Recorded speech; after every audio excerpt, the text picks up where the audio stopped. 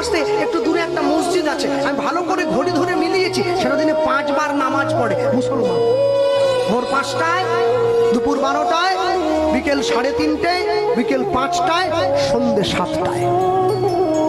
একদিন, দুদিন, 3 দিন, 1 সপ্তাহ মিলিয়েছি, নামাজের সময়টা 1 মিনিট এদিক ওদিক হয়নি। আপনাদের এই পুরো সবঙ্গে যদি বন্যা হয়ে যায়, তবু নামাজের সময়টা পরিবর্তন হবে না, ওটা ভোর 5টার নামাজটা 5টাতেই হবে। 1 মাস ওরা রোজা পালন করে, সকালবেলা সূর্য ওঠার আগে মুখটা ধুয়ে নেয়, একটুখানি খেয়ে নেয়, সারাদিন উপবাস না খেয়ে থাকে, সন্ধ্যেবেলা একটু জল আর খেজুর খেয়ে উপবাসটা ভঙ্গ করে। পরে কি খাবে সেটা বড় কথা নয়, 1 মাস তো পালন তো করে।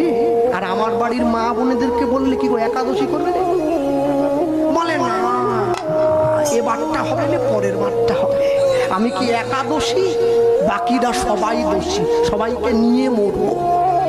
ওরা সময় করে নামাজটা পড়ে, আর আমার বাড়ির মায়েরা বোনেরা সময় করে পরনিন্দা পরচর্চা নিয়ে ব্যস্ত হয়ে